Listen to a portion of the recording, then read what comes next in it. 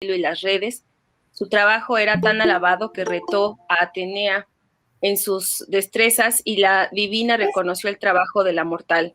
Pero su soberbia provocó la olímpica cólera de la diosa y la convirtió en una araña, pero permitió que la acompañara como un símbolo de representación. Este viejo mito revela mucho, pero aquí se destaca la asociación que desde tiempo atrás acompaña la idea de conocimiento y saber, los cuales se consiguen mediante múltiples interconexiones, análogas con la red tejida por una araña. Ese mítico evento permite comprender los actuales momentos en donde Internet destaca por su motivación a un desarrollo exponencial de ciertas prácticas humanas y cuyos dispositivos de memoria logran una acumulación de información que provocan diversas interacciones.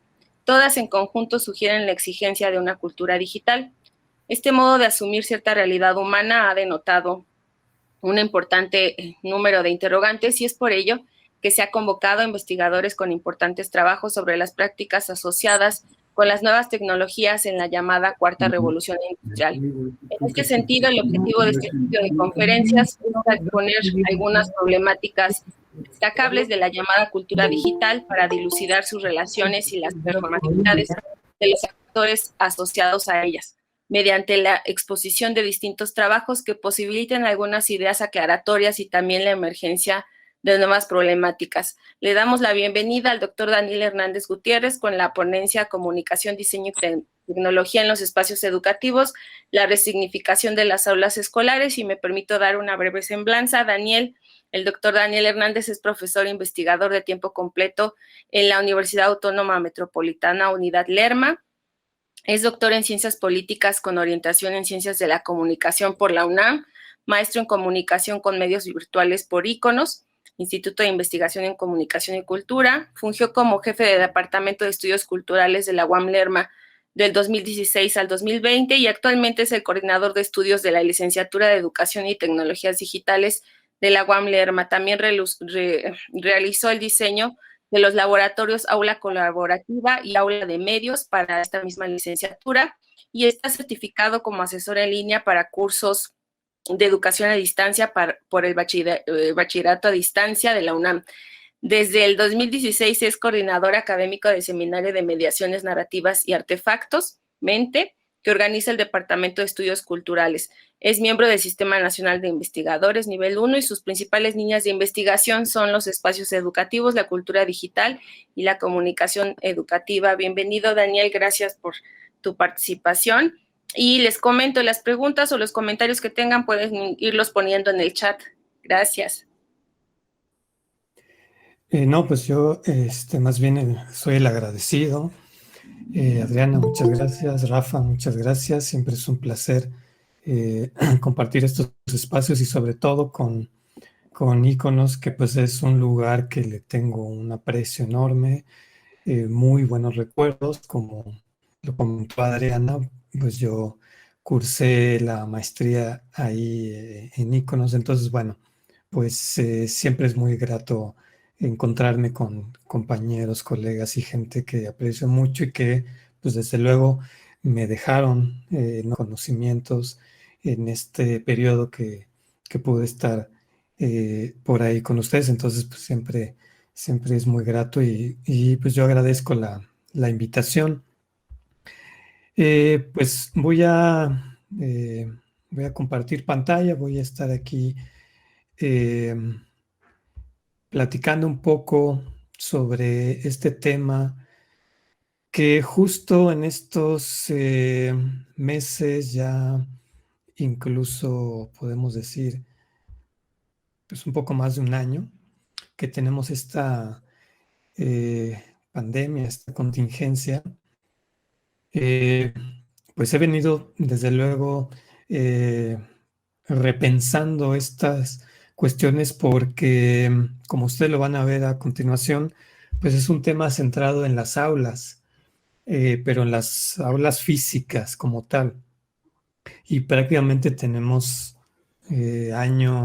poco más de un año que no pisamos un aula. Entonces, bueno, esto también viene aquí a generar nuevas rutas y nuevos abordajes que será en un futuro seguramente una cuestión para tomar muy en serio y ver de qué manera esto que en un momento yo voy a platicar, pues puede tomar estos nuevos derroteros. Pero bueno, el tema que quiero platicar, exponer con ustedes es comunicación, diseño y tecnología en espacios educativos. Me parece que ahí ya se está viendo la pantalla completa. Si no fuese el caso, nada más Sí, sí, sí, se me ve comenta. completa. Gracias. Perfecto. Muchas gracias. Y bueno, como subtítulo, la resignificación de las aulas escolares. Bueno, ¿de qué va esto?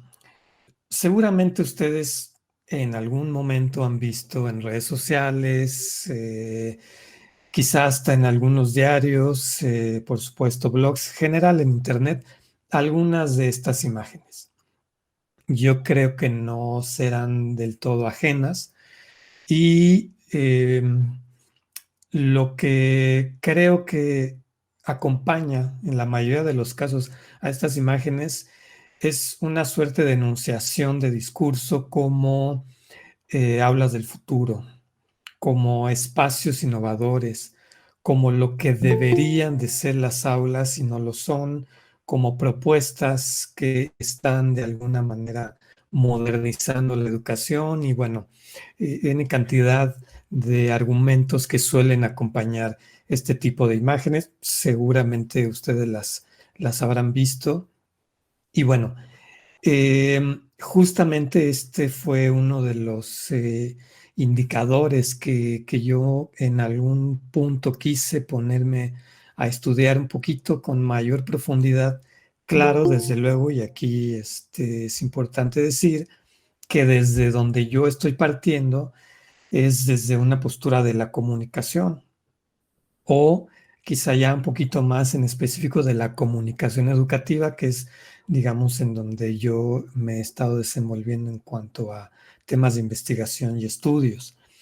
Entonces, a partir de estas cuestiones, yo veía justamente estas imágenes y decía, bueno, es que son bastante, pues sí, modernas, son bonitas, llaman la atención, eh, pero ¿qué más hay de fondo? ¿Qué tantos cambios? ¿Qué tanto de innovador en el sentido amplio del concepto tienen? ¿Qué tanto pueden beneficiar las prácticas educativas? Y bueno, una serie de preguntas que yo me comencé a hacer ya hace varios años cuando yo veía este tipo de imágenes. Y entonces fue cuando me empecé a adentrar en el estudio y la investigación de esto, que como ustedes pueden ver hay muchas variaciones en cuanto al acercamiento del fenómeno o las maneras de nombrarlo, desde aulas creativas, aulas del futuro, bueno, y las que se pueden ver ahí en pantalla. Sin embargo, creo que por lo menos el término que a mí me resulta muy elocuente y que puede quizá explicar un poco más de lo que está hablando es el de espacios educativos. Eh, y bueno, ¿por qué espacios educativos? Más adelante ya estaré explicando y aludiendo a algunos puntos de vista que tengo al respecto. Pero, desde luego, que podemos nosotros encontrar una variación amplia de este mismo tema, pero que sin lugar a dudas tiene algunas claves o elementos que son comunes. El principal es el cambio o la resignificación de lo que se llama como aula tradicional, aula convencional, como la conocemos y la hemos vivido y hemos estudiado ahí todos, hacia un tránsito, un cambio, una transformación en algo distinto. Ese es, digamos, como uno de los puntos clave. ¿Por qué, hacia dónde, cómo? Todas estas preguntas, pues desde luego tienen que ver con estos procesos de resignificación de las aulas y por supuesto son muchos los elementos que ahí están en juego.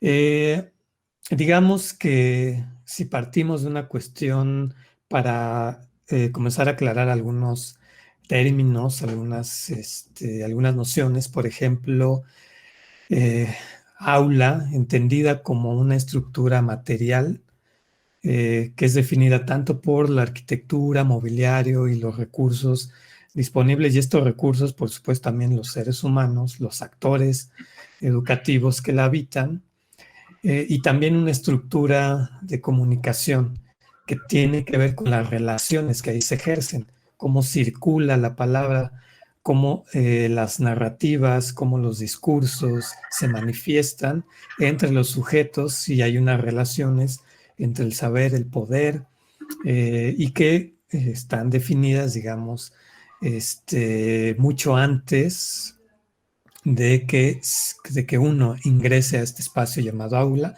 Esta es una definición de Inés Dussel. Y otra definición que me parece muy simple, pero que igual tiene una carga simbólica muy grande, es esta cita que pongo ahí de Brown, que dice que es el lugar que la designa como el principal y más importante para el aprendizaje. eh, por donde desfilamos todos y por donde aprendemos todos y en donde tenemos ya una idea, estructura, dinámica de qué, cómo y para qué sirven las aulas. Entonces, estas son este, un par de nociones desde las cuales podemos comenzar con esta discusión. Y entonces, como tal, uno de los propósitos ha sido investigar aquellos proyectos que estén procurando una transformación. Puede ser la alternativa, cambio, innovación del aula como la conocemos, como está, digamos, conceptualizada como tal, para convertirla en otra cosa, llamada esta otra cosa un nuevo espacio educativo. Eh, entonces, como tal, digamos que todo aquel proyecto en donde exista esta intencionalidad de transformar lo que comúnmente se llama como el aula tradicional, es lo que me ha llevado a acercarme a este tipo de espacios para conocerlos, para indagar de qué se trata, de dónde, por qué, y sobre todo aplicar ahí algunas cuestiones propias de la comunicación educativa, digamos que es mi campo. Entonces, digo, no presento esta tabla no para leerla, es demasiado texto, pero sí la presento porque digamos que son algunos de los proyectos a los cuales me he acercado, he investigado y que resultan en una serie de proyectos, pues por demás interesantes y que de ahí es donde extraigo muchas de las cuestiones que justamente se pueden aplicar al estudio de este fenómeno y que van desde espacios en Canadá, Estados Unidos, México, España, por nombrar algunos lugares. Ahí se ven algunas de las instituciones de las cuales yo he estado investigando. Y pongo ahí nada más como para tener un marco, el objetivo de estos proyectos y si nosotros pudiéramos ya detenidamente observar el objetivo de cada uno de estos proyectos, pues vamos a encontrar varios rasgos comunes. Y estos rasgos comunes son algunas de las cosas que he comentado, que es cambiar este paradigma, digamos, del aula tradicional. Otro de los rasgos comunes es la cuestión de las tecnologías educativas y cómo las tecnologías digitales, perdón, y cómo se aplican a los nuevos espacios o cómo deberían de aplicarse. Por supuesto, cuestiones de modalidades, nuevas modalidades pedagógicas, didácticas para el mejor uso de estos espacios, favoreciendo desde luego los procesos de enseñanza-aprendizaje. Entonces, bueno, cada uno de estos espacios a los cuales yo me acerqué y estoy investigando, eh, pues justamente dieron eh, como toda una muestra de lo que se está realizando en términos de la configuración de espacios educativos y entonces poder tener ya una fotografía mucho más amplia del fenómeno y no quedarme solamente con un proyecto.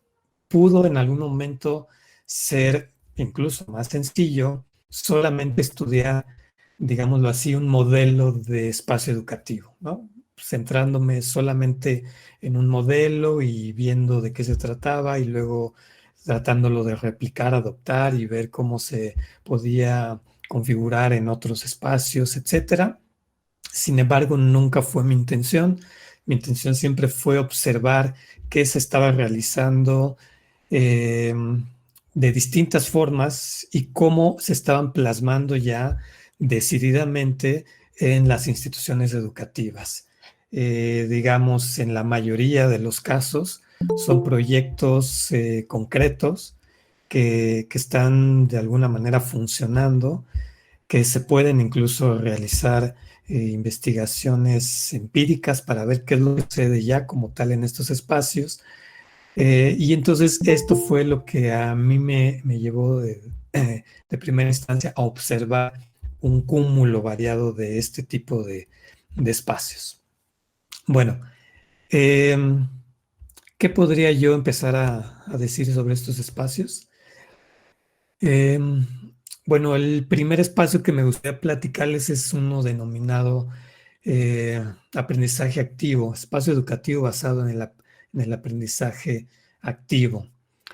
Eh, este tipo de espacios que no son nuevos, digamos, sí, desde este siglo, pero más o menos empiezan a idear por allá del 99, 2000, 2001, ya empezaron algunos funcionales, unos aulas funcionales de este tipo, y que tiene que ver con una forma de reorganizar el espacio del aula y dotarlo de otras características.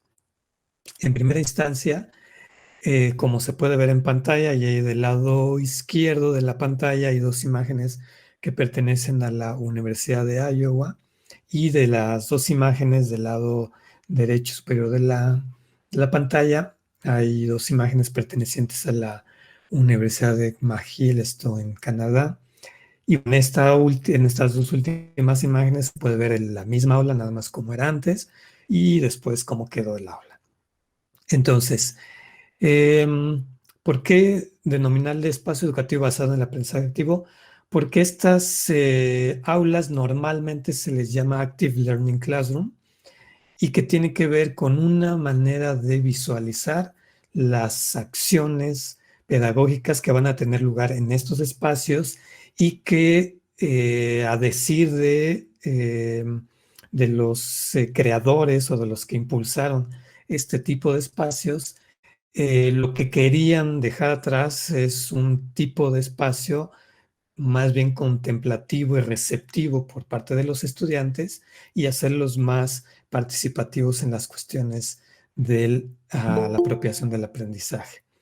Justamente este tipo de espacios se generan en lugares eh, de áreas de conocimiento de las ciencias duras, ingenierías, sobre todo de física. Aquí en esos espacios es en donde se empiezan a idear este tipo de lugares. Y se puede decir que es uno de los, vamos a llamarle modelos, o de las organizaciones que más ha tenido repercusión en términos de adopción a lo largo del mundo. Estas Active Learning Classroom o aulas basadas en el aprendizaje activo o espacios educativos basados en el aprendizaje activo, incluso llegan a ser una especie ya de modelo para que se replique en algunos otros lados. Pongo ahí algunas consideraciones, por ejemplo, se dice por parte de varios autores que en Australia al menos 25% de las aulas de nivel licenciatura son de este tipo ya, lo cual pues no es poco. Por otro lado, también hay investigaciones que sostienen que la inversión que se hace en este tipo de aulas sí ha demostrado un incremento en la motivación y el porcentaje de notas escolares que suben por parte de los estudiantes, ya más bien en investigaciones empíricas de corte longitudinal en este tipo de espacios frente a espacios tradicionales y comparando los resultados de una misma asignatura o materia con un mismo profesor en este tipo de espacios con dos grupos distintos, y se ha demostrado que existe un incremento en cuanto a la motivación y el porcentaje de aprovechamiento escolar que pueden tener los estudiantes. Y bueno, hace más o menos unos 7, 8 años, un portal llamado Pedagogy in Action decía que por lo menos hay 223 universidades alrededor del mundo que han adoptado este tipo de espacios. Eh, bueno, digamos, no es de alguna manera, eh, es un espacio que eh, puede incentivar otro tipo de interacciones, sí. Eh, se tiene que ver como un modelo superior a cualquier otra aula, desde luego que no. Es simplemente una alternativa, y puede ser una alternativa interesante en términos de lo que puede significar para no solamente la modernización en términos de mobiliario y de pintura por parte de una institución, sino en términos pedagógicos y didácticos que favorezcan a los estudiantes.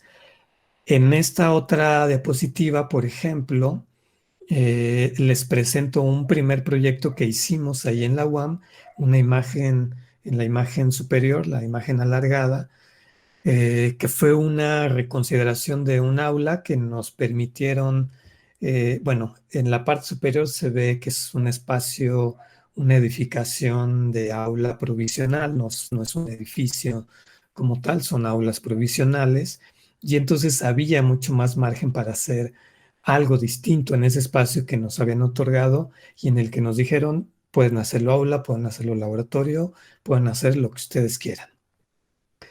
Y pues con un presupuesto, digamos, reducido, no se compara en absoluto a esto que se ve ahí. De hecho, si las comparamos, pues en términos generales no hay punto de comparación en términos, digamos, del mobiliario que tiene una y del mobiliario que tiene otra. Sin embargo, la estructura y la dinámica es muy similar. Con un presupuesto limitado, hicimos una serie de sugerencias para que este tipo de espacio lo estructuráramos y lo pensamos de manera en donde no nos pusieran, digamos, un pupitre. Sí hay una pizarra, se puede ver ahí al final, pero es una pizarra móvil, se puede desplazar por por toda el aula, y a este espacio le llamamos aula colaborativa. Fue como tal un piloto, o sea, fue un piloto porque en ese momento, justamente que yo estaba realizando este tipo de investigaciones y me dijeron, hay tanto dinero para para equipar un aula, ¿qué hacemos? Yo dije, vamos a hacer otra cosa. Entonces, con un presupuesto muy reducido, ustedes pueden ver que son sillas genéricas, los muebles son hechos por una empresa local de aquí del Estado de México, de Lerma. Eh, Digo, se ven ahí unas pantallas, pero bueno, no son pantallas, digamos, costosas, son pantallas de un costo, digamos, razonable, entre comillas, pero con tal suerte que nos permitieron hacerlo. Y este tipo de experiencia nosotros le llamamos aula colaborativa. Tienen ahí abajo unas imágenes ya en donde estudiantes empezaron a hacer uso de este tipo de espacios. Claro, aquí, por supuesto, y debo de hacer el señalamiento, que es un tipo de espacio en donde el profesor no llega y se pone a dar una cátedra como tal. Es otro tipo de dinámica, porque así el espacio, la dinámica, la interacción que se ejerce, pues así lo prevé. Bueno, y de tal suerte que posteriormente a la unidad Lerma, que es donde estoy adscrito, pues gustó el proyecto y nos dieron un segundo espacio para otra aula colaborativa, pero ya que fuera para las otras divisiones, las otras licenciaturas, que fuera compartida, lo cual pues a nosotros nos generaba todavía mucho más gusto y desde luego se puede ver, es la imagen inferior derecha, pues con más presupuesto, pues porque ya se tiene, digamos, el mobiliario de una marca pues un poco más grande, y por supuesto ya con mayor, con mayores recursos se pudo dotar esta otra aula. Desde luego que yo le tengo mucho más cariño a esta primera, aunque se ve más austera y se ve, pues que se pueda ver así a simple vista mucho, pues eso, mucho más austera, pues para mí ha sido como esta experiencia, no solamente de poner a prueba muchas cuestiones desde la pedagogía de la comunicación, sino de echar a andar un proyecto aquí en la unidad Lerma. Eh, Otro, digamos, eh, de los espacios que podríamos denominar existentes sería el que está basado en zonas de aprendizaje. Este tipo de espacios basados en zonas de aprendizaje, como su nombre lo dice tal cual, lo que busca hacer es que en un espacio físico más o menos amplio, no lo tiene que ser tanto, se generan pequeños lugares en donde se les dota un cierto tipo de objetivo y a este tipo de objetivo a su vez se les acompaña del mobiliario y el equipo indicado para poder justamente ejercer ese tipo de objetivo que se está pretendiendo. Del lado superior izquierdo de la imagen tienen ahí como una especie de esquema en donde se trata de que en este mismo espacio haya un lugar en donde se crea, otro se desarrolle, se investigue, otro se explore, otro se interactúe y se presente. Incluso ahí se exponen algunos eh, verbos que pueden acompañar este tipo de experiencia para hacer mucho más leíble en términos de las pretensiones educativas del espacio.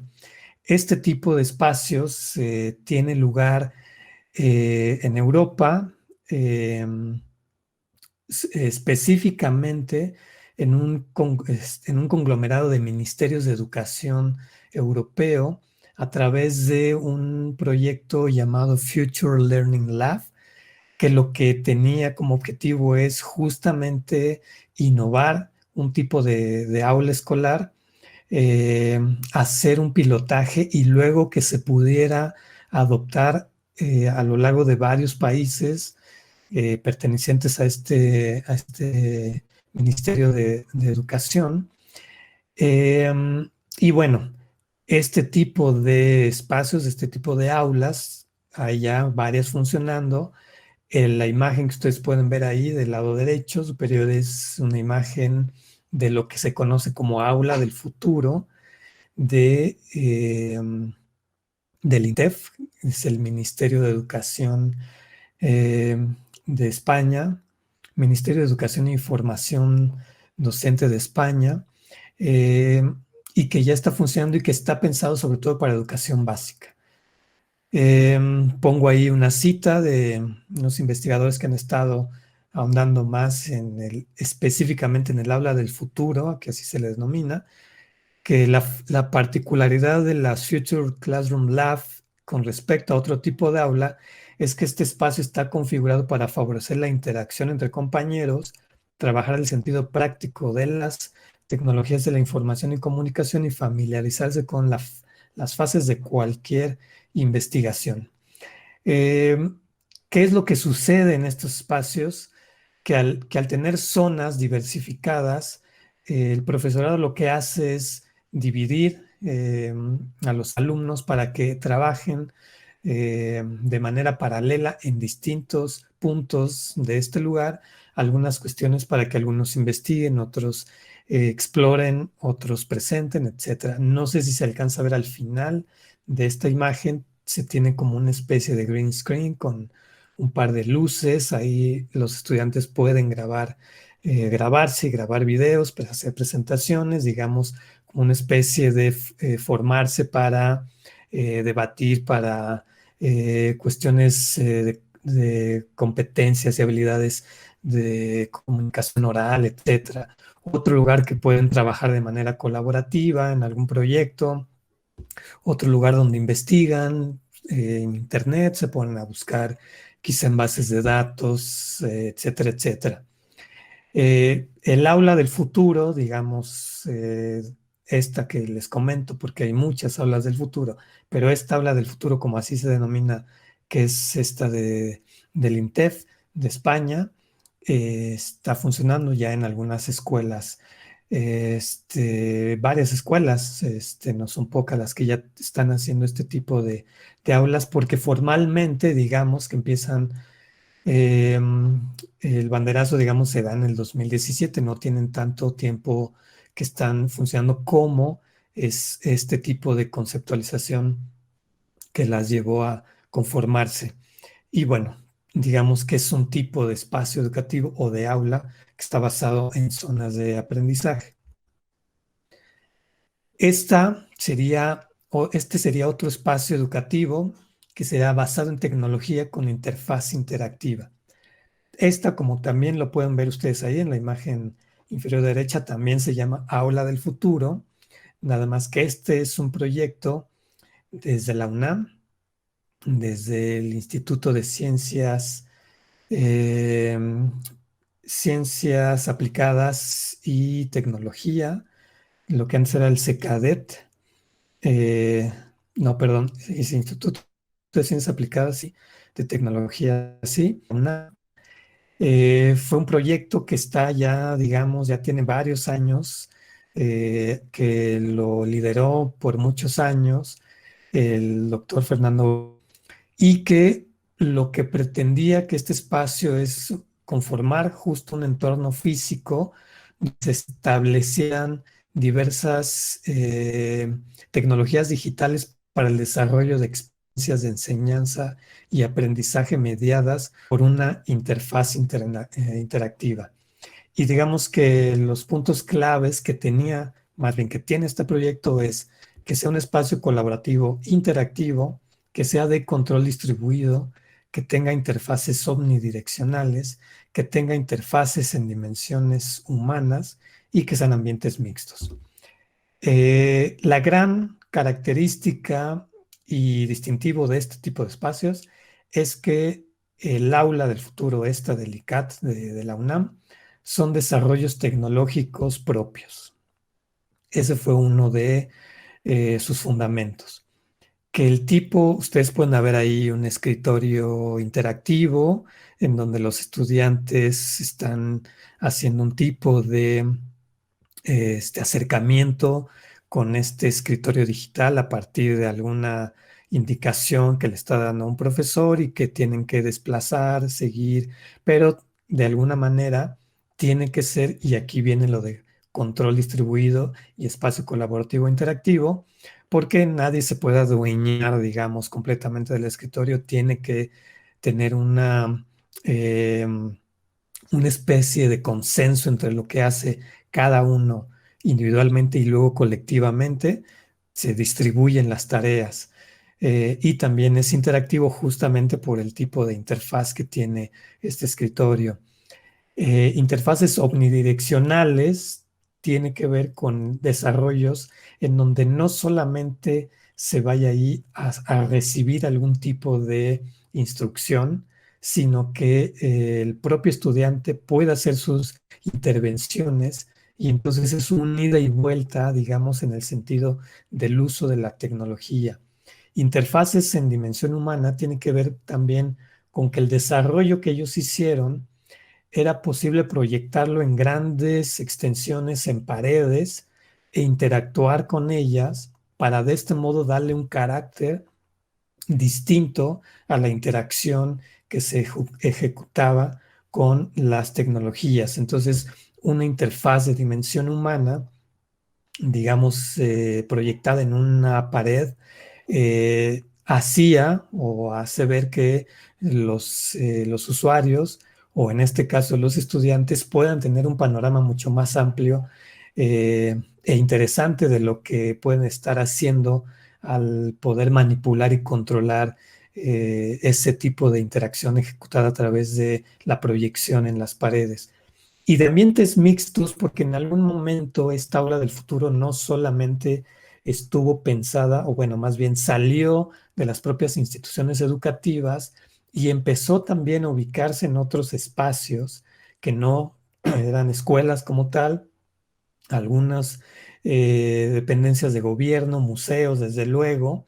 Entonces, digamos, un ambiente mixto no que tenía que ver específicamente con una aula escolar, sino también otro tipo de lugares que la gente podía recorrerlos, ver y observar este tipo de tecnología. Y bueno, un último esquema de estos espacios educativos sería el otro. Sería uno más llamado espacio educativo basado en arquitecturas de aprendizaje. Eh, ¿por qué, ¿Por qué y qué tiene que ver con arquitecturas de aprendizaje y espacios educativos? Bueno, yo creo, y al inicio les mostré algunas imágenes, y seguramente muchas de las imágenes que ustedes han visto, que hemos visto, se refieren a este tipo de escuelas, pues sobre todo suecas, finlandesas, danesas, colores espectaculares, diseños arquitectónicos increíbles, bueno, diseño del mobiliario por demás moderno, innovador, etcétera. Seguramente hemos visto muchas de estas imágenes y se les denomina arquitecturas de aprendizaje porque se, se trata de no solamente pensar el aula como el centro donde va a ocurrir el aprendizaje, sino que cualquier lugar del centro escolar, de un centro escolar, se puede ubicar para tener algún tipo de aprendizaje, de interacción, de conocimiento. Entonces se les llama arquitecturas de aprendizaje porque se trata de que la escuela, no solamente el aula, sino la escuela, pero también las aulas, se les dote de ciertas características que rompan de alguna manera con la estructura, digamos, que conocemos o estamos habituados a ella. Entonces, este tipo de arquitecturas de aprendizaje lo que trata justamente es de entender que el centro escolar puede tener diversos espacios variados, en donde, por ejemplo, puede haber espacios para comunicar uno a muchos, para hacer reflexión y concentración, para hacer trabajo en equipo, colaborativo, intercambio informal, aprender haciendo, movimiento. Eh, Uno de las mayores firmas o estudios arquitectónicos al respecto es el de Rosan Bosch, eh, que constantemente son las imágenes que suelen verse en Internet. Y este estudio lo que hace justamente es intervenir este tipo de escuelas, algunas escuelas, para ofrecer este tipo de arquitecturas de aprendizaje. Ahora, donde se basa no es algo nuevo. Por ejemplo, ya en el 97, Thornburg decía que los espacios de aprendizaje tendrían que tener por lo menos estas cuatro dimensiones, ¿no? Que fuera una especie arquetípica de hoguera o fogata, que es en donde el desarrollo, perdón, el aprendizaje se desarrolla a través de las narrativas que los estudiantes comparten y que de manera conjunta se están retroalimentando, una especie de hoguera, de campamento. El abrevadero o bebedero, que es el lugar en donde se suele pasar de manera informal, pero que de alguna manera se generan intercambios. Ahí en esos lugares informales suceden también cosas y pueden suceder también un tipo de aprendizaje o varios tipos de aprendizaje. La cueva, que se refería a un lugar diseñado para un estudio más bien individual y reflexivo, donde uno se tiene que concentrar, tiene que hacer algún tipo de tarea que demande concentración y bueno, se le puede denominar la cueva. Y el vivencial, que es pues, un laboratorio, un taller ideado, pensado para hacer tipo de aprendizaje más bien experiencial, aprender haciendo. Entonces, este tipo de espacios educativos basados en arquitecturas de aprendizaje eh, tiende a descomponer lo que normalmente podemos tener en mente como una escuela llamada tradicional o convencional y crear otro tipo de entornos y que a decir de este estudio, pues pueden ser mucho mayor motivantes y participativos. Bueno, desde luego que este tipo de espacios y desde la postura que yo parto es, como ya les comenté, de la comunicación. Yo me encontré hace ya varios años con un esquema, un marco, se decía es un marco referencial para el diseño de espacios, nuevos espacios de aprendizaje, y en donde estaba un campo que era el pedagógico, otro que era el espacio y otro el tecnológico. Eh, Sin embargo, yo eh, pensaba que este tipo de esquema no me resultaba del todo conveniente al acercarme y ver muchos espacios o varios espacios educativos por varias razones, pero una, si se dan cuenta en ese esquema donde está pedagogía, la relación entre pedagogía y tecnología, dice que la tecnología realza la pedagogía y la pedagogía se amplía por la tecnología, lo cual, a mi parecer, es una especie como de determinismo tecnológico eh, y que muchas veces suele usarse de manera muy fácil y que la tecnología puede beneficiar aspectos pedagógicos así sin más. Y la verdad, pues es que no es así, ya lo hemos visto, lo hemos vivido, no me extiendo ahí. Y entonces, del lado derecho, hice una especie de reconfiguración, una propuesta de un marco que, que pudiera tener unas dimensiones mucho, a mi parecer, mucho más acotadas. Y, por ejemplo, yo ahí aludo que la pedagogía adapta la tecnología.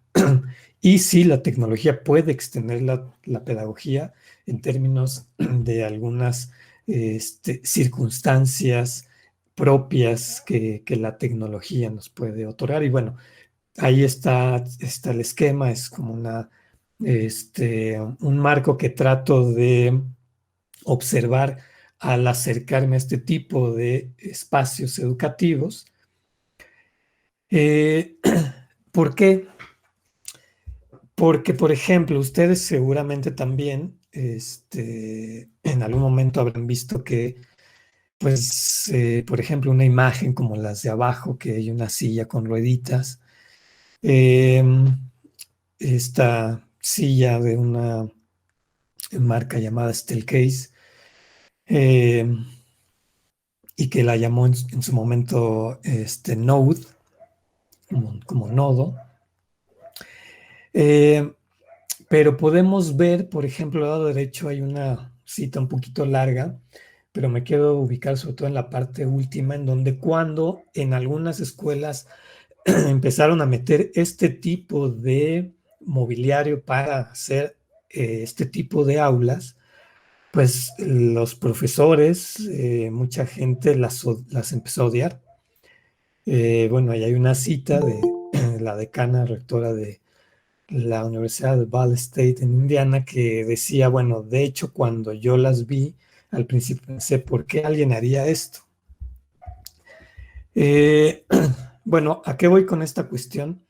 Pues desde luego que un espacio educativo como estos, mobiliario, tecnología, equipo, pues indudablemente e innegablemente tiene que ir acompañado con un proyecto pedagógico, con una práctica educativa que ahí se ejerza.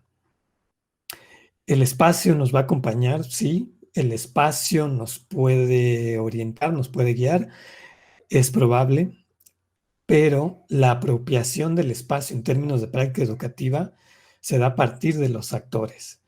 Y son los actores, los profesores, quienes dan sentido a este tipo de espacios. Eh, en diversas conversaciones, charlas, entrevistas, por ejemplo, estas sillas fueron muy utilizadas en el TEC de Monterrey. De hecho, fue una de las universidades de las que primeras trajo este tipo de sillas. Y bueno, al principio justamente los profesores era, pues es que los estudiantes están moviendo de un lado para otro, están para todos lados, las sillas no me resultan, lo que yo estoy esperando de mi aula. Y bueno, aquí tenemos justamente este tipo de discursos. A ver, yo quiero que mi aula tradicional, pues no voy a meter este tipo de espacio, de mobiliario, perdón, de mobiliario, de equipo. Si yo quiero quedarme con mi espacio tradicional, lo cual, dicho sea de paso, no tiene nada de malo, pues entonces no hacemos ningún tipo de intervención, de cambio en estas aulas. Si por otro lado queremos hacer una práctica educativa que genere otro tipo de interacciones entre los estudiantes, sí podemos hacer algún tipo de adecuaciones. Entonces, en estas aulas, varias aulas del TEC de Monterrey, incluso empezaron también a desecharlas por yo diría, un uso menor al cual estaban pensadas en su momento para cambiar, digamos, paradigmas educativos de la práctica. Incluso pues, se veían por ahí ya muchas abandonadas. No son sillas baratas, son sillas caras. Sin embargo, cuando comienza toda una serie de propuestas que emergen para hacer de estos espacios algo mucho más relevante y significativo en términos de esa práctica educativa que ahí se ejerce, las cosas sí empiezan a cambiar. De tal forma que, por ejemplo, universidades que empezaron poniendo solo una aula colaborativa, una aula como de estas de aprendizaje activo, terminan instalando y colocando más aulas al ver el tipo que lo que el espacio está ofreciendo tanto a los estudiantes como a los profesores. Eh, de otra manera, pues si uno llega y se coloca ahí y hace lo mismo de siempre, pues da lo mismo si se tiene este espacio o se tiene cualquier otro espacio. Un poco yo les puedo platicar de experiencias en UAM Lerma. Todavía están corriendo las investigaciones, evidentemente por la pandemia, y dado que son espacios físicos, ya no se pudieron continuar con alguna serie de investigaciones, pero lo que yo les puedo adelantar es que, por ejemplo, hay estudiantes que prueban este tipo de aulas,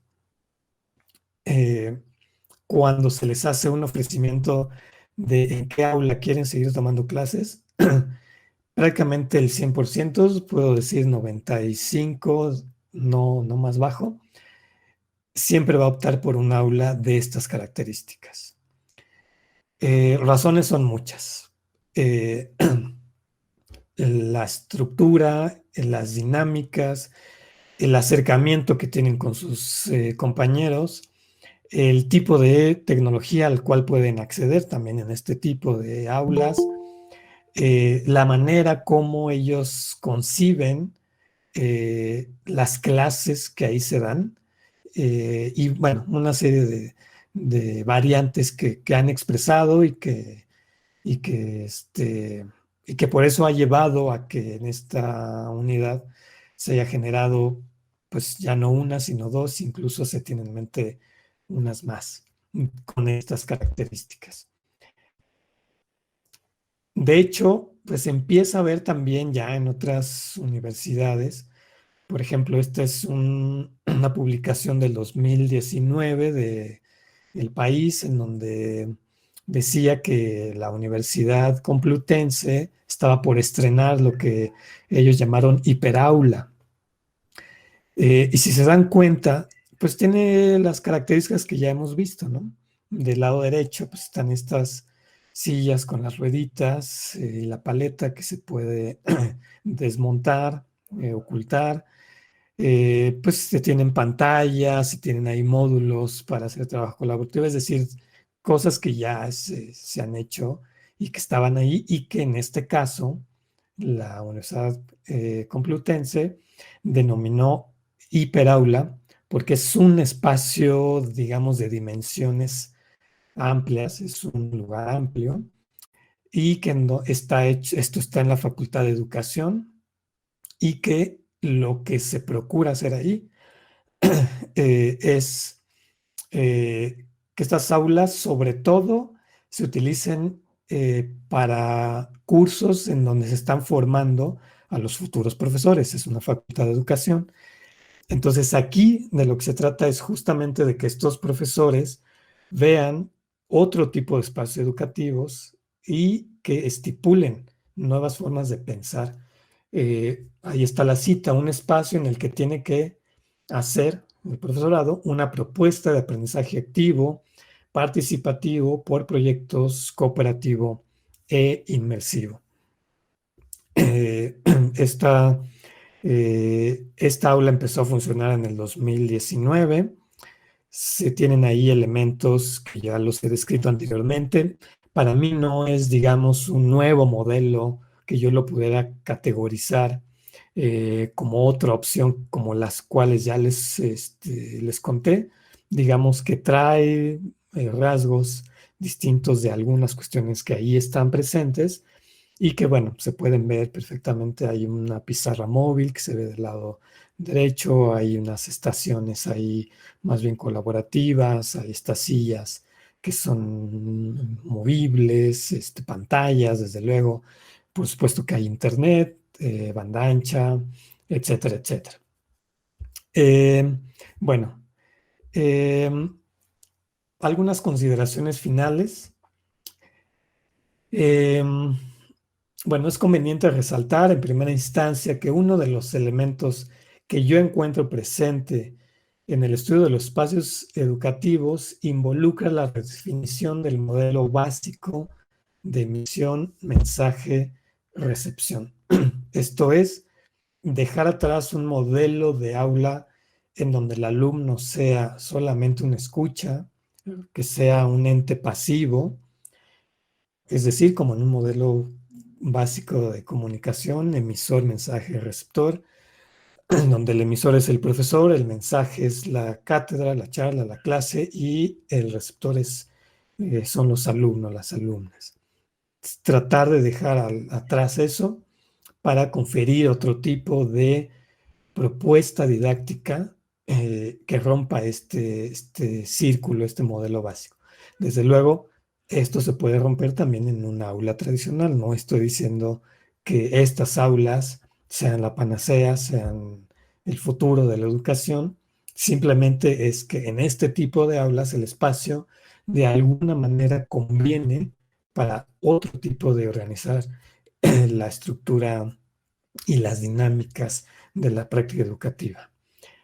Otro punto es que los planteamientos de estos espacios educativos apuntan hacia una articulación con la realidad circundante de los jóvenes y que esto es la cultura digital. En la mayoría de los ejemplos, eh, las tecnologías están ahí presentes. De manera frecuente, clara y por supuesto bajo una cuestión pedagógica y didáctica, no nada más puestas porque sí, pero hay un potencial importante en el uso de las tecnologías digitales. Ya vimos en algunos casos para producir video, podcast, en otros casos para investigar en Internet, en otros casos para hacer trabajo colaborativo en línea. Bueno, N cantidad de cuestiones en donde las tecnologías digitales están aparejadas justamente con el planteamiento de estos espacios educativos. No se diga todavía aún más en este espacio que yo les comentaba de interfaz interactiva. Y una más sería que se observa que estos espacios pretenden ser habilitadores para prácticas colaborativas, participativas y de interacciones. mucho tiene que ver con el tipo de construcción del conocimiento y aprendizaje que se quiere generar con este tipo de espacios, y donde se trata de rescatar en algunos casos teorías del aprendizaje que propicien prácticas más colaborativas, conocimientos colectivos, acciones participativas y de mayor motivación de los estudiantes, y desde luego las interacciones, en donde las interacciones se sitúen en un nivel en donde se difumine incluso en algunos casos esta idea del profesor como en la cátedra, en este espacio inalcanzable, eh, y que los estudiantes solamente están ahí para escuchar. Un tipo de interacciones más horizontales, más dialógicas, y bueno, que justamente tiene que ver con estas cuestiones de comunicación educativa. Yo aquí detendría esta charla justamente pues para escuchar algunos comentarios, algunas sugerencias o preguntas que surgieran en torno a este tema, y que desde luego puede continuar y ampliar todo este fenómeno para encontrar nuevas rutas de apropiación y de entender esto denominado espacios educativos. Aquí están algunas de las referencias, y bueno, pues yo agradezco mucho que dejen compartir estas cosas. Ahí está mi correo para cualquier otra cuestión. Muchas gracias. Gracias, Daniel. Hay comentarios, si quieren seguir poniéndolos en línea, pueden ponerlos, digo, en el chat. Leo el de Teresa Mencheli. Ella pregunta si la flexibilidad y movimiento expresada en estos tipos de ergonomía, parecidas a ludotecas en algunos museos, generan sistemas celulares de aprendizaje. Y comenta también por metaforizado de alguna forma, esto llevaría también a modificar también los sistemas de evaluación. Este modelo de interfaces, ¿cómo funcionaría de manera virtual? Sí, desde luego. Lo de espacios aulas, digamos, este tipo de aulas, tiene también mucho que ver con las nuevas reconfiguraciones de espacios educativos y de espacios más allá de lo escolar, como hemos explicado, y como bien se comenta en esta intervención, en museos, ludotecas, bibliotecas incluso. O sea, ya una biblioteca pensada como aquel lugar en donde solamente uno iba a ubicar un libro, sentarse y leerlo. También tiene que ver ya con una reconfiguración para que la biblioteca se convierta en otra cosa a través de este tipo de reconfiguraciones. Ludotecas, museos, sí, desde luego. Por supuesto que aquí hacer este tipo de intervenciones y ponerlos en marcha genera una ruptura en una percepción docente, eh, y que tiene que ver justamente también, por ejemplo, de cómo conseguimos la evaluación.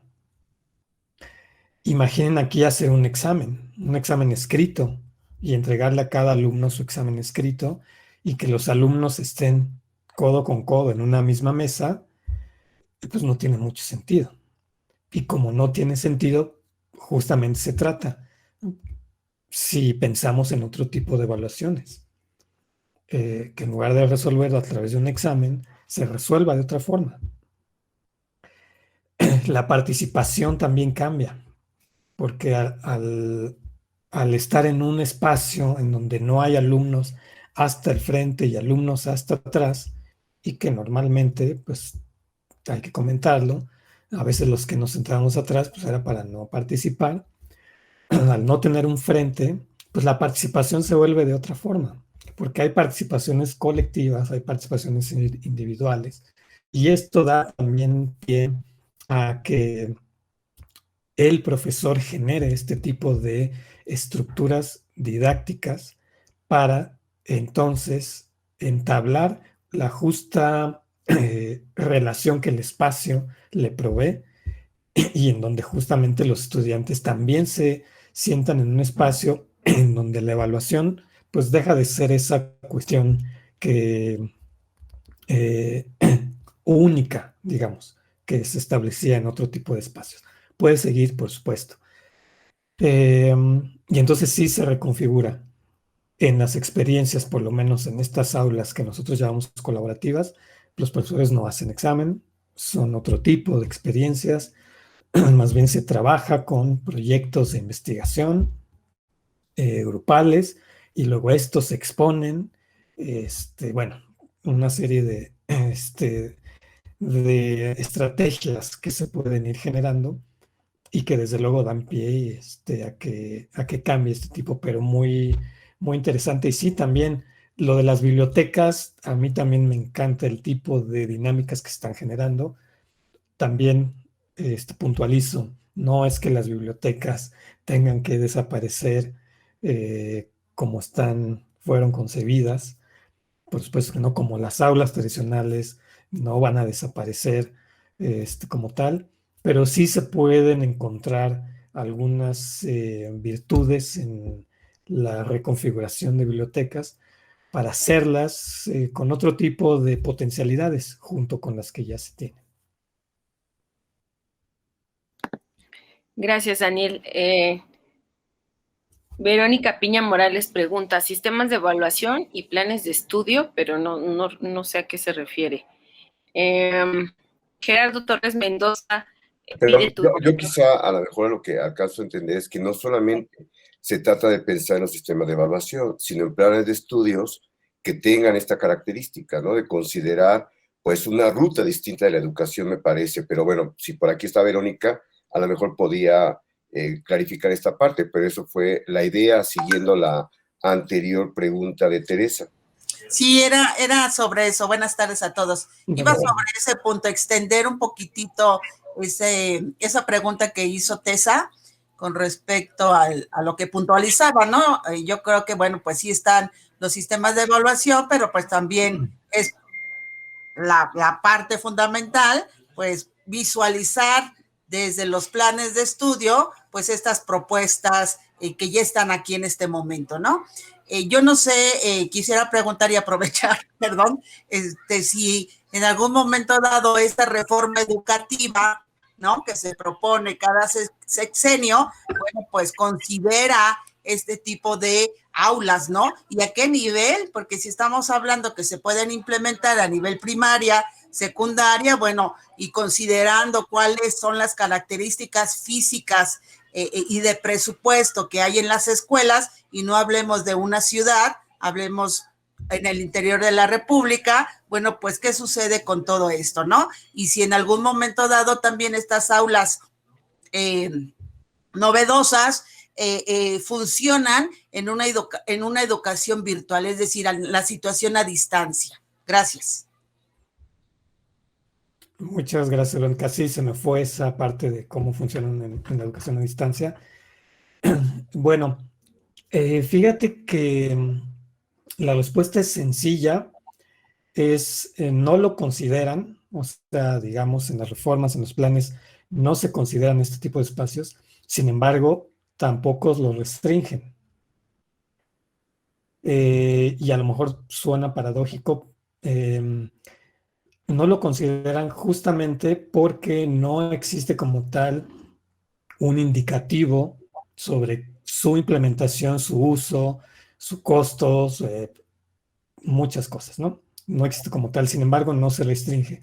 Sí hay algunos proyectos, estoy hablando de educación pública, sí hay algunos proyectos en donde el laboratorio que usualmente se estilaba como este laboratorio de cómputo, se piensa adquiera otro tipo de dinámica en cuanto a diseño, que ya no sea un laboratorio pensado solamente para ir a sentarse en la computadora, sino sea otra cosa. Sí, sí existen, e incluso tengo entendido, no voy a mentir, no estoy tan informado en este tipo de cuestiones en educación básica pública, pero tengo entendido que sí hay algunas iniciativas.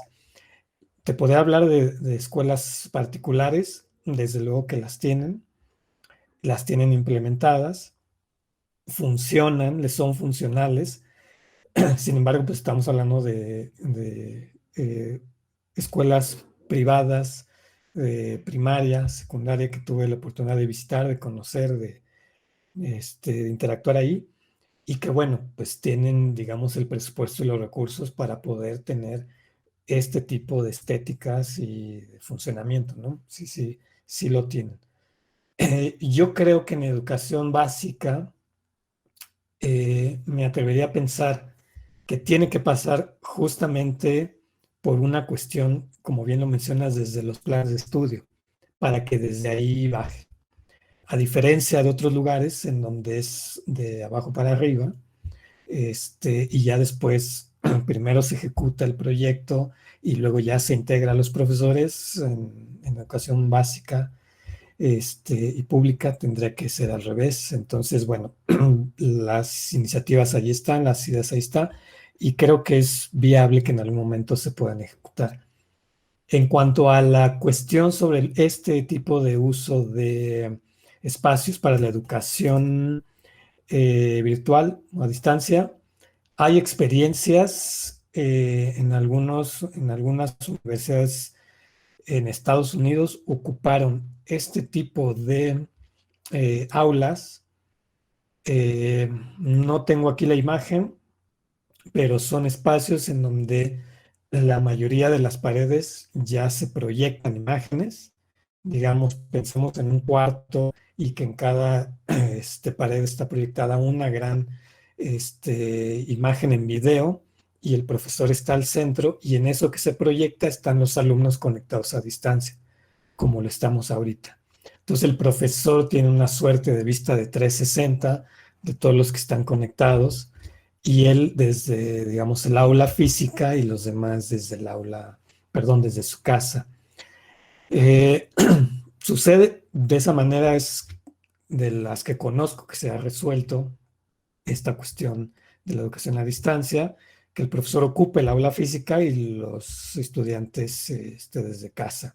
Supongo que hay más, supongo que se pueden, y justo yo arrancaba con eso a partir de este año que tenemos ya confinados, pues pensar también esta suerte de aulas del futuro o activas o como se le quiera llamar, pues también que propicien algún tipo de relación con los modelos híbridos.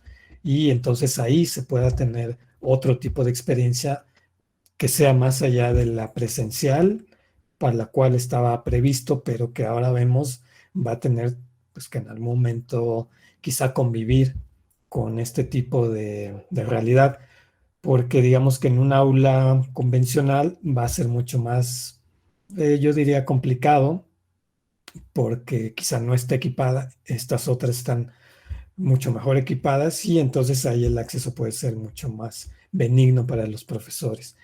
Esa sería la cuestión que yo he visto cómo se ha implementado en términos de la educación a distancia a este tipo de espacios. Gracias, Daniel. Sigo leyendo los comentarios y las preguntas. Rafa pregunta, comenta, indudablemente la educación del futuro requiere reconfigurar no solo los planes y programas académicos, sino el espacio, y pregunta, ¿qué ventajas identificas con este tipo de aulas con vistas al profesional que se requiere en los siguientes años? Híjole, interesantísimo, y que pone de relieve como las cuestiones fundamentales de este tipo de espacios. Por ejemplo, yo en particular las ventajas que detecto ya en la experiencia, que les digo que no solamente a través de la docencia que ejerzo en este tipo de espacios, junto con los de un aula tradicional, sino de las investigaciones que estamos levantando a cabo aquí en la unidad Lerma, es en los estudiantes detecto otro tipo eh, de motivación en estas aulas. No las quiero vender como la panacea, como les dije, no, mi intención tampoco es que esto es el futuro de la educación, porque no lo es. Es una experiencia que puede ser en algún momento significativa para los estudiantes, sí, yo eso sí lo creo, y que los estudiantes pueden tener un tipo de experiencia educativa que en las otras aulas no lo están logrando a cabalidad, yo creo que también. La dinámica que se ejerce entre los estudiantes al estar trabajando en grupos, en estos espacios que tienen a la mano la tecnología para informarse y luego para empezar a analizar, interpretar y luego presentar y luego comparar con lo que los otros también investigaron y luego presentarlo, defender o debatir las ideas, etcétera, se presta para que el estudiante desarrolle algún tipo de experiencias de aprendizaje, por ejemplo, de aprendizaje situado o constructivista. Nos podemos ir un poco más a las cuestiones teóricas de la pedagogía, pero en términos de la interacción social, que es a lo que más me dedico y ejecuto, pues el tipo de interacción que tienen les deja aprendizajes que en un aula, cuando estaban solamente sentados y escuchando, y que a veces por más que se tratase de hacer estas dinámicas, pues era más difícil. Simplemente yo recuerdo, y no, Adriana no me dejará mentir, bueno, seguramente todos pasamos por salones en donde las bancas estaban clavadas al suelo. Sí. Pues, ¿cómo hacemos una dinámica colaborativa en un tipo de espacio que de alguna manera nos restringe? Digo, se pueden hacer más cosas, sí, se pueden hacer cosas excelentes, por supuesto, y existen los aprendizajes también, pero hay otras cosas que este tipo de espacios habilita. Creo que ahí es una cuestión, como también, no sé si lo coloqué en el final, que habilitan algunas cosas. Entonces creo que sí hay algunas ventajas. Por lo menos nosotros tratamos que los estudiantes tengan algunas sesiones de clase en estos espacios. No los pueden tener todos, no tenemos tantas aulas y tampoco sería conveniente. Entonces, algunas experiencias en este tipo de aulas siempre van a ser benéficas. Entonces, eso sería lo que yo rescato. Y perdón, pero la parte final de la pregunta se me fue, ya no la alcancé a anotar. No sé si me la puede recordar, Adriana. Sí, ¿qué ventajas identificas con ese tipo de aulas con vistas al profesional que se requiere en los siguientes años? Sí. Yo aquí con lo del profesional, creo que la manera como lo puedo vincular es con aquel profesional que no piense en la práctica educativa como esta cuestión de yo lo sé todo, ustedes me escuchan y así es como la única manera como van a aprender. Cuando un profesional piensa eso, cree eso y ejerce ese tipo de prácticas educativas, pues creo que desde ahí ya está de alguna manera marginando otro tipo de experiencias de enseñanza y otro tipo de experiencias de aprendizaje que son propias de las teorías de la educación. Y entonces de alguna manera está limitándose. Entonces para los futuros profesionales, pues podría decir de tajo así, de un día para otro, vino esta cuestión de la contingencia y puso de relieve las cuestiones de los saberes y habilidades digitales. No en términos del uso de las habilidades solamente del picar una tecla, de saber qué son, sino en términos de su correcto o una práctica significativa con esta herramienta. Creo que eso ya lo experimentamos, no hay que ahondar en ello, se ha hablado mucho de la docencia durante la pandemia y la respuesta de los docentes, de las escuelas, etcétera. Y esa sería una parte. Otra parte puede ser todas estas cuestiones que también están de alguna otra forma emergiendo y que tiene que ver, por ejemplo, con el uso de espacios distintos, con el uso de estrategias didácticas variadas. Y entonces creo que puede ser una experiencia interesante. Si a un profesor lo colocan en uno de estos espacios, va a encontrar la manera de hacerlo propicio, de hacerlo de alguna manera que convierta su práctica en algo motivante. Creo que la cuestión sería pues otorgarle la oportunidad, ver qué se puede hacer y pues evidentemente que haya proyectos encaminados, que se guíen, que se orienten, por supuesto, de toda una planeación, no solamente en términos de la arquitectura, del mobiliario del equipo, sino en términos pedagógicos, didácticos, de la capacitación hacia los docentes. Gracias, Daniel. Hilda Saray comenta, entendería que el diseño y puesta en marcha de estas aulas es producto del trabajo colaborativo. ¿Qué profesionales o especialistas participan o deberían de participar en ello? Hilda, un gusto saludarte. ¿Cómo estás, Hilda? Qué gusto verte por acá.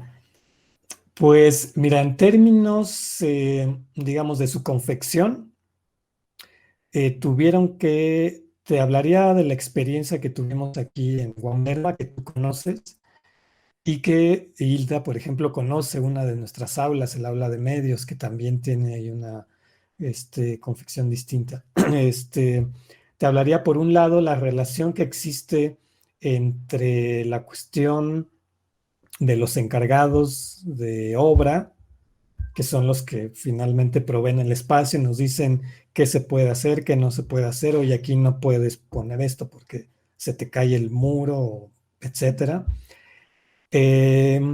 La cuestión administrativa, que tiene que ver con el presupuesto que tenemos y con eso es lo que vamos a tener. Y la mayor, digamos, la parte dura, fundamental, es el grupo de profesionales que estuvieron dedicados a la confección y a la organización en términos de cómo debía de funcionar y cuáles fueron los objetivos de estos espacios. Y aquí te puedo decir que pedagogos, comunicólogos, sociólogos, antropólogos, que tuvieron de muy buena manera subirse como al proyecto para echar a andar ideas y ver de qué manera se podía esto no solamente concretar en términos espaciales,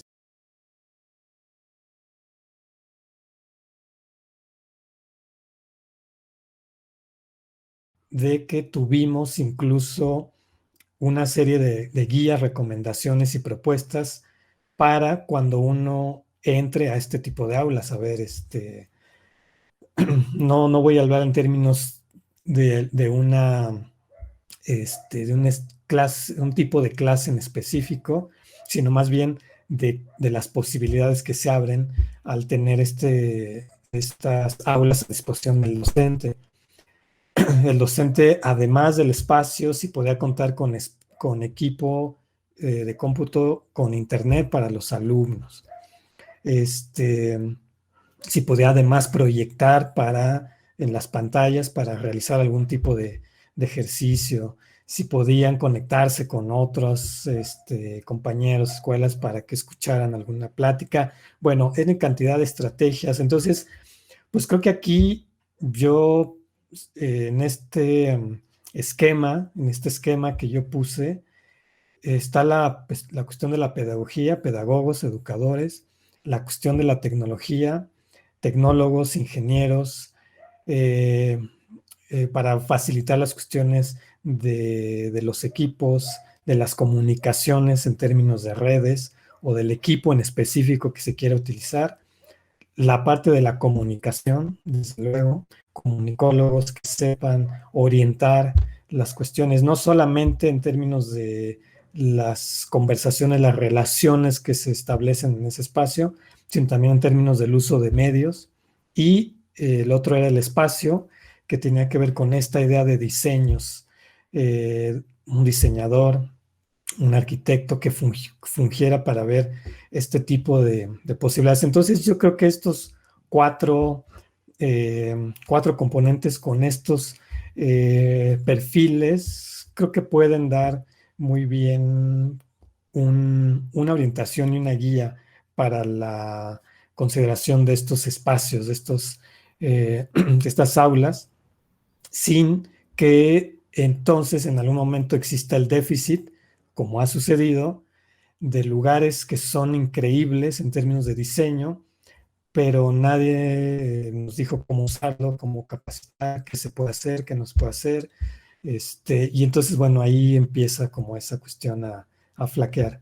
Entonces, con estos cuatro ingredientes, digámoslo, podríamos nosotros entonces pensar ya de una manera mucho más integral el buen funcionamiento y que se lleguen a estos objetivos que están pensados para estos espacios. Muchas gracias. Muchas gracias, Hilda. Gracias, Daniel. Elizabeth Mariana Lisiaga comenta, suele ser más difícil de considerar en la educación a distancia porque se suele enfocar a la interacción de tipo asincrónica. Y Gerardo Torres Mendoza comenta, doctor Hernández, lo que plantea usted en su exposición implica todo un cambio en los modelos educativos imperantes.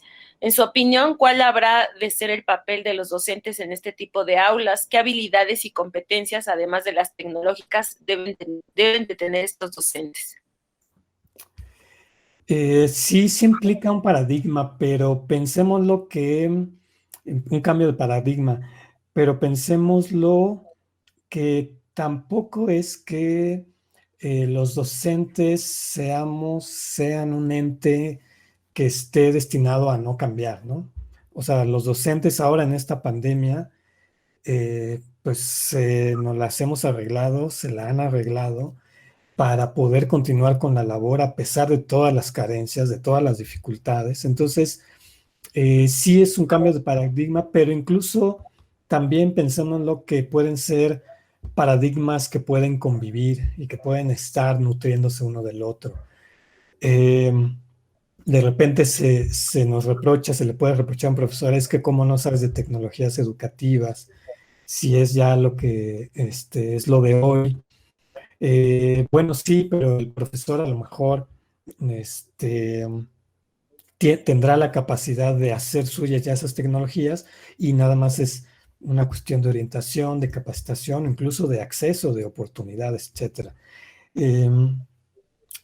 Yo creo que sí pueden y van a poder convivir y quizá quizá esa sea la forma de transitar de ciertos cambios, de estos cambios, para, pues sobre todo pensando en los alumnos, ¿no? Si mi práctica educativa se ve mejorada a través del uso de la tecnología, pues adelante.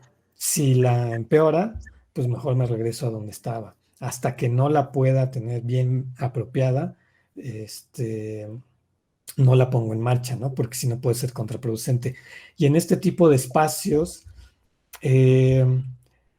puede ser una oportunidad para profesores y para estudiantes, sí, y la manera como nosotros en un principio la empezamos a resolver es siendo muy autocríticos con nosotros mismos, estando en estas aulas, observación entre pares, guías entre profesores, recomendaciones, y eso ha nutrido bastante. Por supuesto, de las experiencias y de las observaciones hechas en estos espacios en otros lugares, también es recomendable. No estamos inventando el hilo negro.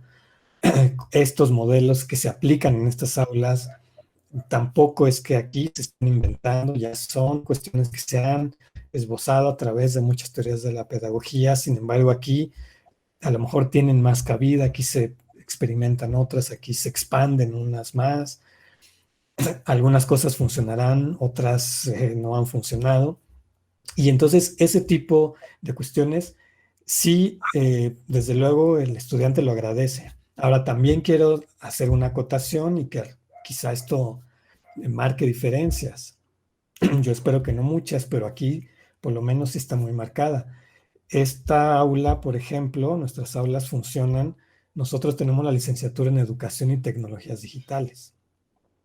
Entonces, como tal, teníamos que pensar en este tipo de espacios como una cuestión donde nuestros estudiantes transitaran, no solamente en términos del aprendizaje que ahí iban a tener, sino de la experiencia que eso les iba a dejar para ir pensando justamente a futuro en la potencialización de estos espacios, si en algunos se van por la cuestión docente, algunos por la cuestión más del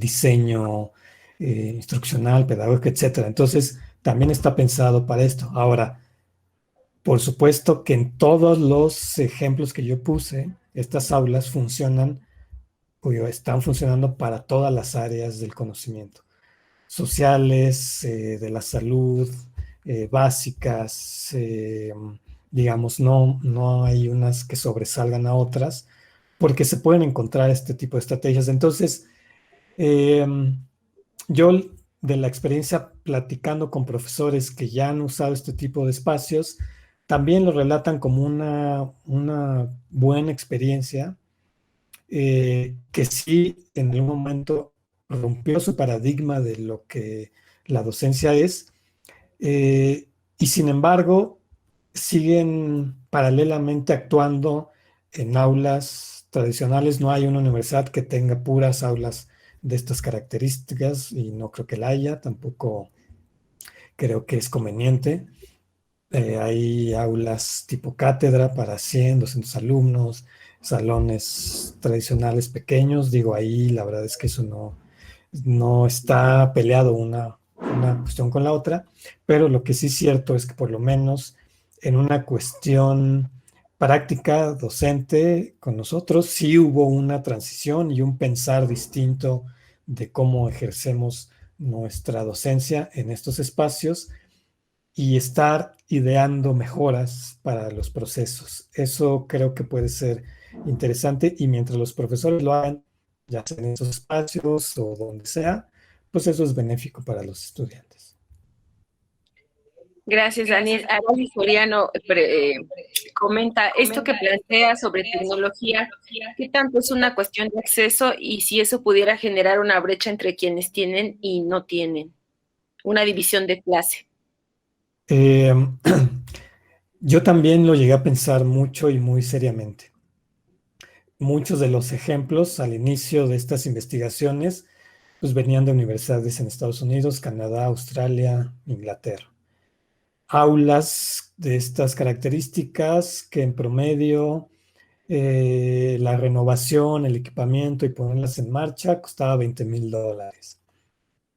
Equipo tecnológico, grandes pantallas, equipo de cómputo, equipo personal de laptops, etcétera. Entonces yo en su momento también, también lo pensé y eso sigue estando sobre el debate, no es algo que no digo que exista.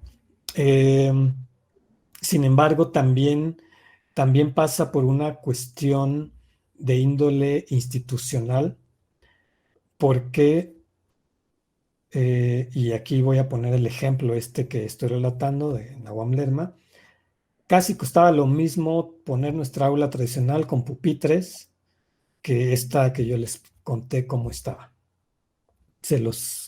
Y eso se los digo pues porque yo estuve ahí en el proceso, en el diseño, y casi costaba lo mismo.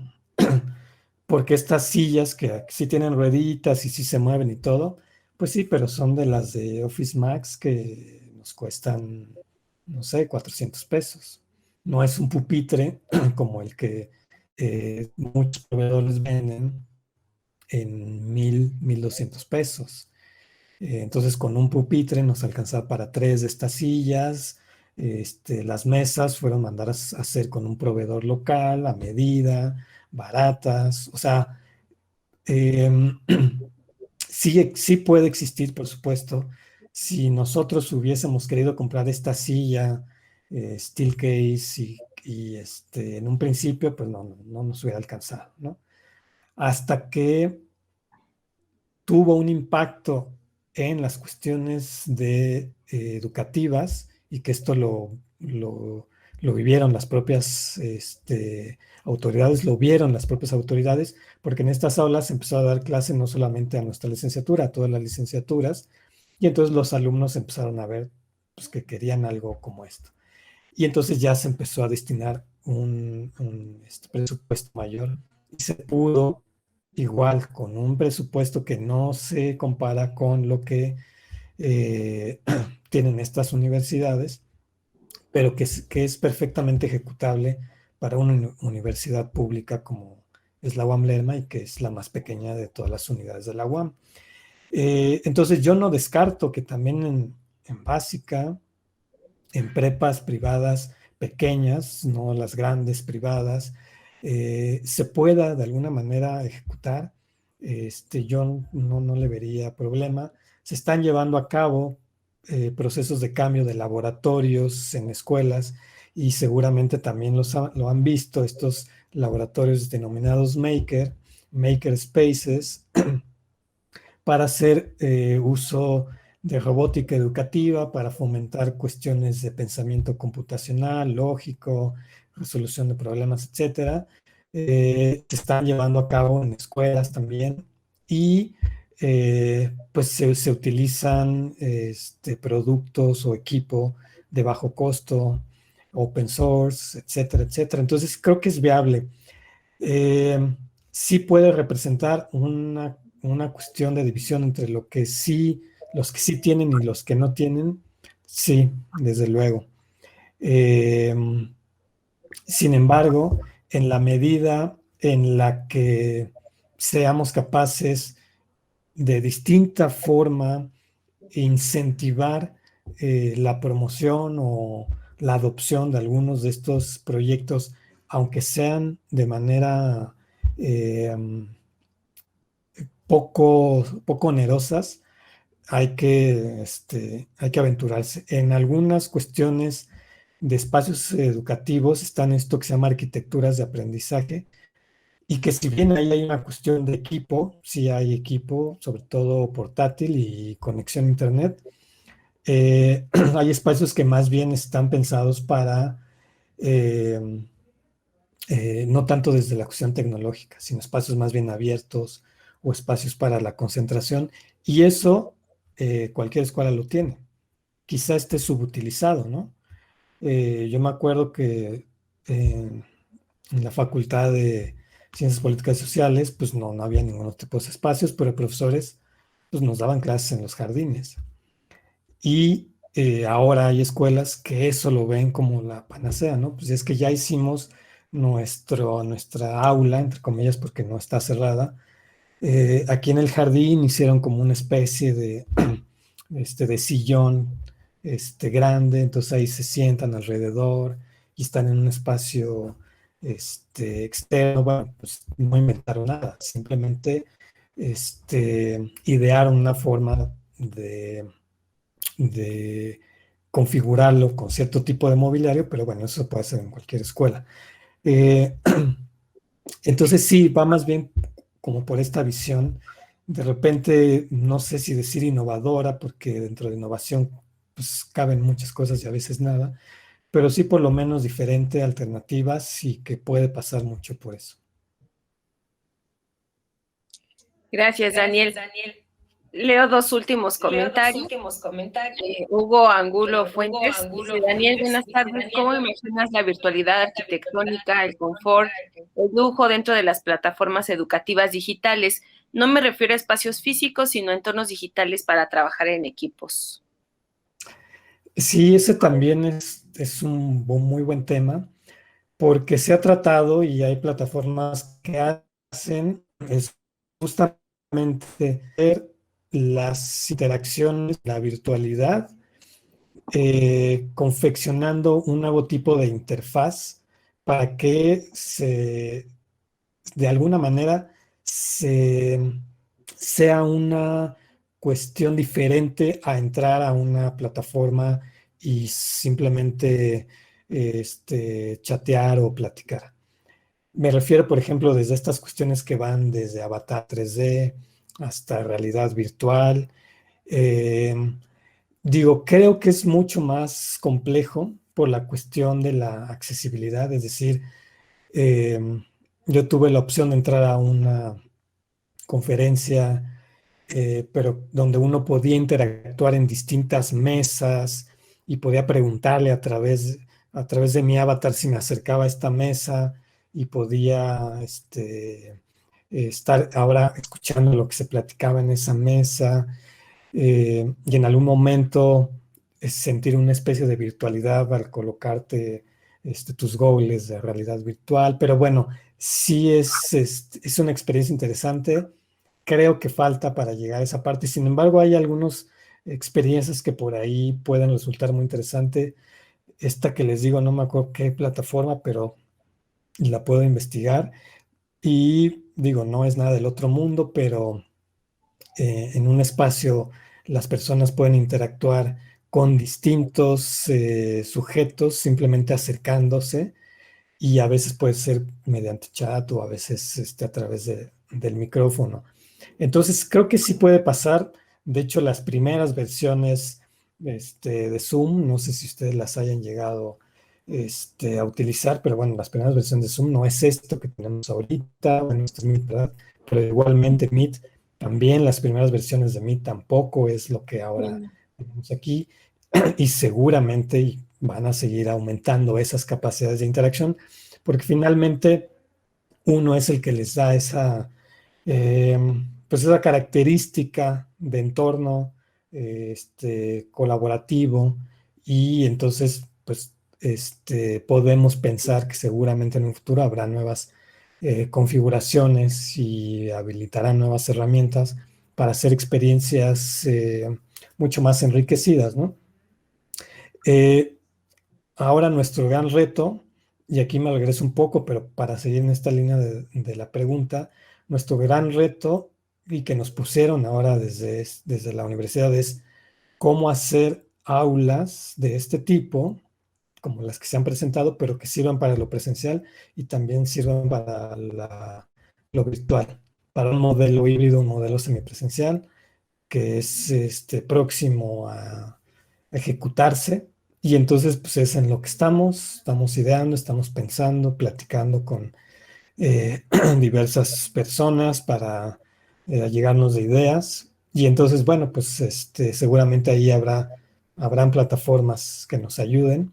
Y si no, bueno, pues tendremos que echar mano de la imaginación y la creatividad para resolver las cuestiones venideras a corto plazo, que es justamente estas cuestiones de la semipresencialidad. Y bueno, pues ya veremos cómo nos va con nuestros espacios y a ver de qué manera les podemos dar un nuevo carácter, y pues a ver qué nuevas cuestiones podemos por ahí empezar a indagar. Gracias, Daniel. Leo el último comentario. Netlia Gallegos comenta: la capacidad máxima del ser humano es la adaptación, y con ello reconocemos necesidades que ayudan al progreso, pero la realidad es que los recursos no son los mismos para todos. Comenta. Sí, totalmente de acuerdo. Creo que existe todavía, y eso siempre hay que tenerlo presente en nuestra realidad circundante, de exclusión social, de jóvenes que no pueden acceder a la educación, y bueno, a una educación virtual, a distancia, en línea, pues mucho menos se les ha complicado. Entonces sí, la cuestión sigue siendo esa, y teniendo eso en mente, pues trabajarlo, ¿no? O sea, no, no dar por hecho que una silla bonita, una pantalla de 70 pulgadas resuelve cuestiones educativas, ¿no? Pues simplemente son medios que nos pueden ayudar a potenciar nuestro proceso de aprendizaje, pero que tenemos que seguir esforzándonos y ver por esa otra cuestión que pues finalmente se traduce en una brecha económica, brecha digital, brecha de acceso. Gracias, Daniel. Pues agradezco esta conferencia que diste. Si alguien más no tiene, por ahí alguien pedía tu correo, pero agradezco mucho que hayas participado y que hayas abierto este ciclo de conferencias. Y este es un reconocimiento a nombre de Iconos por tu participación. Muchas gracias. No, pues el agradecido soy yo. Voy a dejar aquí en el chat mi correo. Felicidades también, dice ahí Verónica. No, el agradecido soy yo. Iconos, pues como ya lo platicamos al inicio, pues tengo un enorme y grato cariño a los profesores, a compañeros que estuvieron ahí, pero pues sobre todo a la gente que hace Iconos, ¿no? Rafa, Adriana, Elena, y demás personas que tuve el placer de conocer y entonces estar aquí compartiendo, pues algunas ideas. Digo, aquí no hay nada, nada resuelto. Siempre me resultará grato y pues agradezco a todos los que se conectaron el interés por esta charla. Y bueno, pues cualquier cosa, cualquier cuestión, ahí está mi correo electrónico. Estamos a la orden para seguir platicando de esto y más cosas. Un saludo para toda la audiencia que estuvo por aquí conectada. Un saludo también muy especial a Hilda. Tenemos el gusto de conocerlos y de estar haciendo ahí algunas cositas. Gracias, Daniel. Pues gracias a todos y los esperamos dentro de 8 días. Muchas gracias. Muchas gracias. Súper interesante. Gracias, bye. Gracias. Hasta luego. Esperamos dentro de 8 días. Gracias, bye. Gracias. Gracias. También.